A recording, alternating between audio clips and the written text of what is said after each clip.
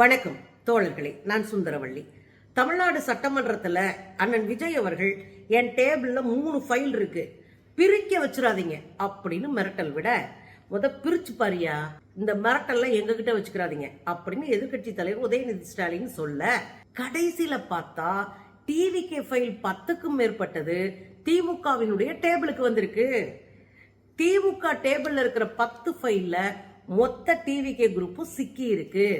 இதுக்கு இடையில உச்சநீதிமன்ற வழக்கறிஞர் ஒருத்தர், ரொம்ப சீனியரான வழக்கறிஞர், அவரு ஒரு 96 பக்கங்கள் நிறைந்த ஒரு ஃபைலை கொண்டு போய் உச்சநீதிமன்றத்தில் கொடுத்திருக்காரு. அதுல ஒரு குற்றவாளி தான் நம்ம அண்ணன் விஜய். அதை விசாரிக்க சொல்லி இருக்கிறாரு. இதுக்கெல்லாம் இடையில ஒரு பைசாவுக்கு 756 கோடி ரூபாய் டெண்டர் விட்டுருக்காரு ஜோய் ஆல்காஸ்க்கு. இப்படி மொத்தமா சிக்கி இருக்கு தாவேகா குரூப். என்ன நடக்குது தோழர்களே? சட்டமன்றம் எதுக்கு இருக்கு? மக்களுடைய பிரச்சனைகளை பேச, மக்களுடைய தேவைகளை பேச, மாநில அடிப்படையான உரிமைகளை பேச, மாநிலத்தை வளர்த்தெடுப்பது எப்படி அப்படின்னு பேசுறது தான் சட்டமன்றம். ஆனா தாவேகா ஆட்சி ஏற்றதுல இருந்து அது ஒரு ஷூட்டிங் ஸ்பாட்டா மாறி இருக்கு. அங்க போய் உட்காந்து ரீல்ஸ் போட, சம்பவம் பண்ண, பாட்டு பாட, பஞ்ச் டைலாக் பேச அப்படின்னு போயிட்டு இருக்கு. அதுலதான் ஒரு இடத்துல எங்க அண்ணன் சிக்கி இருக்கிறாரு. விஜய் அண்ணா என்ன பண்ணிவிட்டாரு, என் டேபிள்ல 3 ஃபைல் இருக்கு, அவ்வளவுதான், என்னை பிரிக்க விட்டுறாதீங்க, அதோட திமுக உட்கார்ந்துருங்க அப்படின்னு மிரட்டல் விட்டாரு. 3 ஃபைல் ஒரு டேபிள்ல இருக்குல்ல, நீங்க நேர்மையானவர் தான் என்ன பண்ணணும், அந்த ஃபைலை பிரிச்சு யார் யார் எது அதுல சிக்கியிருக்கா, ஆதாரம் எவ்வளவு இருக்கு, கோர்ட்ல இந்த கேஸ் நிக்குமா, மொத்தமா தூக்கிட்டு போய் வழக்கு போடுங்களே. வழக்கு போடு, குற்றம் செய்தவர்களை உள்ள தள்ளுங்க. அதுதானே நேர்மையான ஒரு ஆட்சிக்கு அழகு. ஊழலை ஒழிப்பதற்காக வந்த பிதாமகர் அதுதானே செய்யணும். ஆனா அதெல்லாம் செய்ய மாட்டேன், கையில ஃபைல் இருக்குன்னு சொல்லிட்டே இருப்பேன், கடைசி வரைக்கும் சொல்லிட்டு இருப்பேன், இதை வச்சு எதிர்கட்சியை மிரட்டிக்கிட்டே இருப்பேன், ஆனா நான் அந்த ஃபைலை ஒன்றும் திறந்து கூட பார்க்க மாட்டேன் அப்படின்னு உட்கார்ந்துருந்தா அது எப்படி சிறந்த ஆட்சி? அவர் எப்படி ஊழலை ஒழிக்க முடியும்? அவர் எப்படி சிறந்த முதலமைச்சராக இருக்க முடியும்? இது ஒரு பக்கம் இருக்குங்க. சினிமா படத்துல ஒரு டைலாக் வரும், அவன் உன்கிட்ட சிக்கலடா, நீ தான் அவங்க கிட்ட சிக்கிட்டன்னு. அது போலதான் அண்ணன் நிலைமை இப்ப. அதாவது திமுக ஃபைல் என்கிட்ட இருக்குன்னு மிரட்டல் விட்டு இருந்த அண்ணனுடைய ஒட்டுமொத்த கட்சிக்காரங்க ஃபைலும் திமுகவுடைய டேபிள் இருக்கு. ஒண்ணு ஞாபகம் வைங்க, இதுவரை திமுக கொடுத்த வழக்குல பலரும் தண்டனை வாங்கியிருக்கிறாங்க. திமுக மீது கொடுக்கப்பட்ட வழக்குல இதுவரைக்கும் அவங்க ஒரு இடத்துல கூட தண்டனை பெறல. இதுதான் வரலாறு. இந்த 3 ஃபைலுன்னாங்கல்ல, இந்த 3 ஃபைல் என்னமோ அந்த மரிய வில்சனும் விஜய் அவர்களும் உட்கார்ந்து பூத கண்ணாடி போட்டு குற்றத்தெல்லாம் கண்டுபிடிச்சு அப்படியே அண்டர்லைன் பண்ணி வந்து வச்சிருக்கிற மாதிரி நடிக்கிறது. சிஏஜியே அறிக்கை கொடுத்துருங்க. இவங்களுக்கு என்ன நடக்குதுன்னே தெரியல. நம்ம வீட்டில் பார்க்குற வரவு செலவு மாதிரி இல்லை, அது தணிக்கை குழுவே தனியா இருக்கு. தமிழ்நாட்டில் அரசு செய்கிற வரவு செலவு கணக்குகளை எல்லாம், திட்டங்களுக்கு செலவழிச்சதை எல்லாம் இங்கே உட்காந்து முதல் தணிக்கை செய்வாங்க. அது தமிழ்நாட்டில் இருக்கிற தணிக்கை குழு, அது தனியா டிபார்ட்மெண்ட்டே இருக்கு. அவங்க தணிக்கை செய்து அறிக்கை தயார் பண்ணுவாங்க. அந்த அறிக்கையை சென்ட்ரல் கவர்மெண்ட்டுக்கு அனுப்புவாங்க. அங்க இருக்கிற சிஏஜி வந்து அந்த அறிக்கையை பார்க்கும். அதுல எதுவும் குற்றம் நடந்திருக்கா, குறை நடந்திருக்கா, மக்களுக்கு இந்த செலவழிச்ச பணம் போய் சேர்ந்திருக்கா, இதெல்லாம் அவங்க பார்த்துட்டு அதை அவங்க ஒரு அறிக்கையாக்கி இங்க இருக்கிற ஆளுநருக்கு அனுப்புவாங்க. ஆளுநர் அதை ஒரு முறை செக் பண்ணிட்டு அதை சட்டமன்றத்துக்கு அனுப்பி சட்டமன்றத்துல அதை வந்து விவாதிப்பாங்க. சட்டமன்றத்தை உறுப்பினர்கள்ட்ட அதை சொல்லுவாங்க. இதுதான் நடைமுறை. இந்த பேசிக் நாலேஜ் இந்த கும்பலுக்கு கிடையாது. அதனால என்ன பண்ணுதுங்க, 3 ஃபைல் என் டேபிள் வந்துருச்சு, நாங்க அப்படியே அதை வச்சு சதைச்சு விட்டுருவோம் அப்படின்ற மாதிரி ஒரு சீனை கிரியேட் பண்றாங்க. அதாவது திமுக ஊழல், எங்க கையில ஆதாரம் இருக்கு இப்படின்னு பொய் பிரச்சாரத்தை தொடர்ந்து பண்ணணும். அதுக்குதான் இந்த 3 ஃபைலு கதையெல்லாம். இதுல என்ன அப்படின்னா, கொத்தா சிக்கினது முதல்ல ஆதவர்ஜுனா தான். அவர் என்ன பண்றாரு, 2500க்கும் மேற்பட்ட டெண்டர்களை எல்லாம் நாங்க தள்ளுபடி பண்ணிட்டோம், தூக்கி போட்டோம், நாங்க புதுசா போட போறோம். என்ன காரணங்க? ஏன்னா அதுல ஊழல் நடந்துருச்சு, விதிகளை மீறி இருக்கிறாங்க, அதிகமான தொகைக்கு டெண்டர் விட்டுருக்காங்க, அதனால நாங்க அதை வித்ட்ரா பண்ணி தூக்கி எறிஞ்சிட்டோம் அப்படின்னு அவங்க சொல்றாங்க. ஆனா 2500 2993 டெண்டர்ஸ் தூக்கி எறிஞ்சிருக்கிறாங்க. இதுல என்ன பிரச்சனை வரப்போகுதுன்னா, இத்தனை ஒப்பந்தங்கள்ல என்ன பிரச்சனை இருக்குன்னு ஆதவ் சொல்லி ஆகணும். என்ன பிரச்சனை இருக்கு, எந்த இடத்துல என்னத்தை கண்டுபிடிச்சிங்க, இதுல என்னென்ன ஆயிருக்கு அப்படின்னு அவர் ஒரு லிஸ்ட் கொடுக்கணும். 2993 சும்மா கிடையாது. அப்புறம் நெருக்கி ஒரு 30,000 பேர் அதுல மாட்டுவாங்க. அப்ப நீங்க அதுக்கு ஆதாரத்தை தெளிவா கையில் எடுத்து கொடுக்கணும். சும்மா போற போக்குல நாங்க இதை வந்து டிஸ்மிஸ் பண்ணிட்டோம், இந்த டெண்டரை டிஸ்மிஸ் பண்ணிட்டோம், அதனால எல்லாம் முடிஞ்சு போச்சுன்னா அப்படி வாயில வட சுட்டு போக முடியாது. அப்ப நீங்க அதுக்கான அறிக்கையை சமர்ப்பிக்கணும். அதுல சிக்கிட்டார் ஆதவு. எதுக்காக இதை பூரா இந்த ஒப்பந்தங்களை பூரா கேன்சல் பண்ணாங்க அப்படின்னா, புதுசா நான் வந்திருக்கேன், எனக்கு கமிஷன் கொடுன்றதுக்கு இந்த ஒப்பந்தங்களை கேன்சல் பண்ணுது. புதுசா கல்லா கட்டுறதுக்கும் கமிஷன் அடிக்கிறதுக்கும் தான் இந்த ஒப்பந்தங்களை பூரா கேன்சல் பண்ணாரு. அதனாலதான் இவ பொதுப்பணித்துறை அமைச்சராவே ஆதவ் உட்கார்ந்துருக்காப்ல. பொதுப்பணித்துறை வந்து பணம் கொழிக்கிற ஒரு துறை. அதுல வந்து உட்கார்ந்துகிட்டு அண்ணன் வந்து தூய சக்தியாக தன்னை பில்டப் பண்றதுக்கு இந்த வேலையெல்லாம் பார்த்துட்டு இருக்காரு. கடைசியில சிக்கிறது நம்ம அண்ணன் தான். இதுக்கு இடையில மிக முக்கியமான ஒரு ஃபைலு உச்ச நீதிமன்றத்துக்கிட்ட போயிருக்கு. அது என்ன ஃபைலு?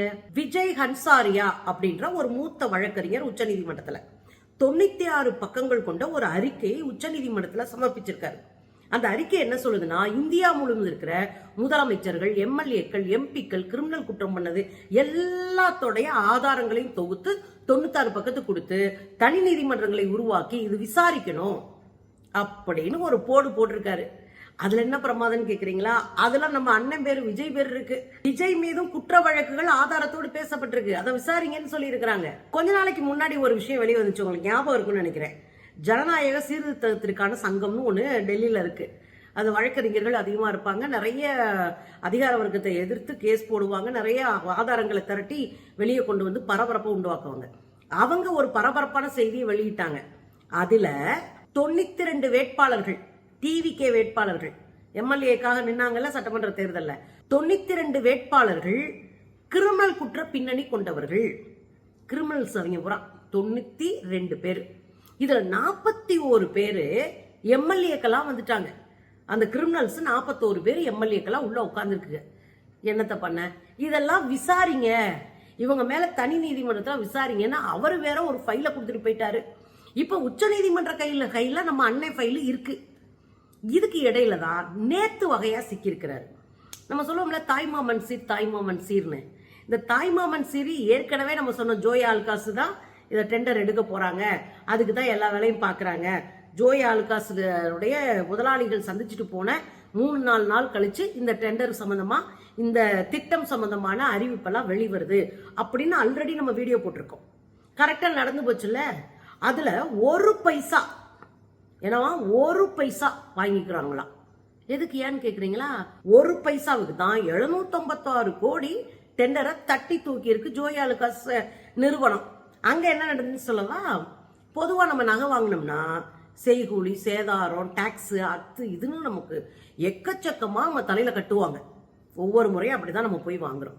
அந்த நகைகளை வாங்கும்போது இவ்வளவு செலவினங்கள் இருக்குல்ல, இதெல்லாம் இல்லையா? ஜோய் ஆலுகாஸ் தங்கத்துக்கான பணத்தை மட்டும் வாங்கிட்டு இலவசமா கொடுக்க போற மாதிரி கொடுக்க போறாங்களாம்.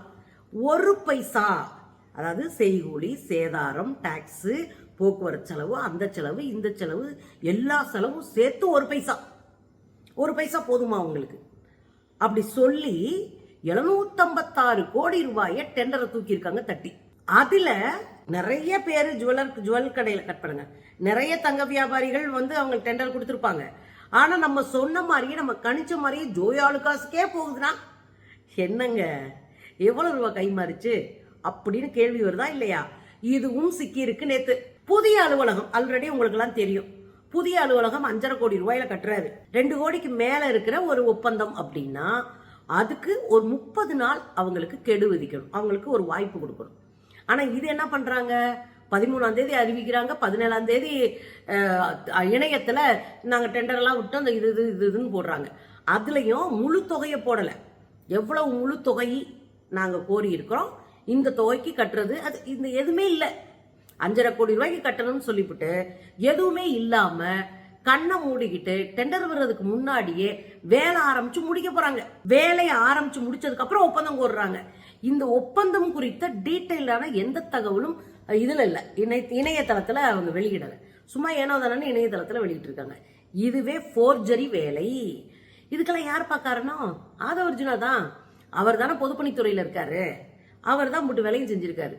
அண்ணன் பையில இருந்து எடுத்து செலவழிப்பாரு, சொந்த காசை கொடுப்பாரு அப்படின்னு தங்கச்சிகள்லாம் பெருமிதமா பேசிட்டு இருக்கும்போது அண்ணன் 5 ரூபா கூட பையில இருந்து எடுக்க மாட்டாரு.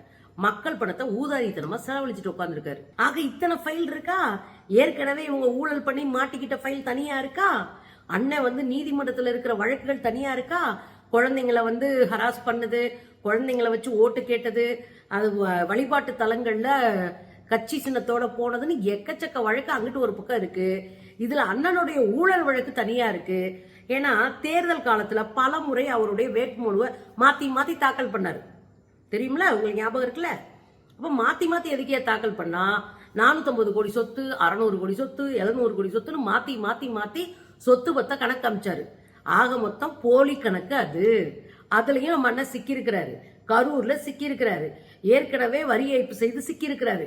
இப்படி அன்னை ஃபைலே அல்டிமேட் ஃபைலா இருக்கு. சுற்றுச்சூழல் துறை அமைச்சர் ராஜு, அவர் மாமனாரு விஜயபாஸ்கர், நான் சீட்டு வாங்கி தரேன், இடம் மாறுதல் டிரான்ஸ்பர், அதுக்கே பல லட்சம் ரூபாய் வாங்கி ஆட்டையை போட்டு உட்காந்து தின்னுட்டு இருக்கிற அவரு. அது வெளியாகி பெரிய அதிர்ச்சியை தந்துச்சு.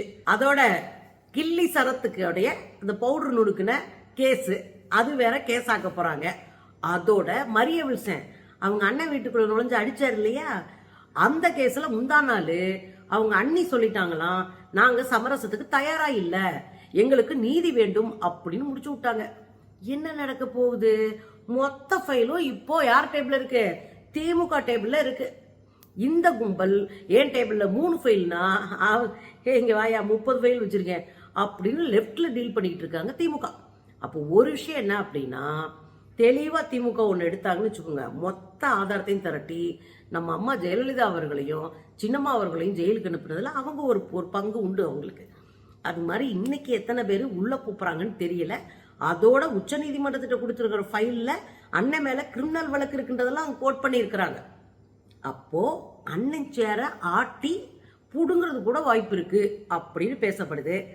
என்னன்னு 3 ஃபைலை வச்சுக்கிட்டே இப்படி பேச்சு பேசுனீங்க, அங்க 15 ஃபைல் 20 ஃபைல் வச்சிருப்பாங்க. அவ்வளோ இருக்கு, என்ன பண்ணுவீங்க?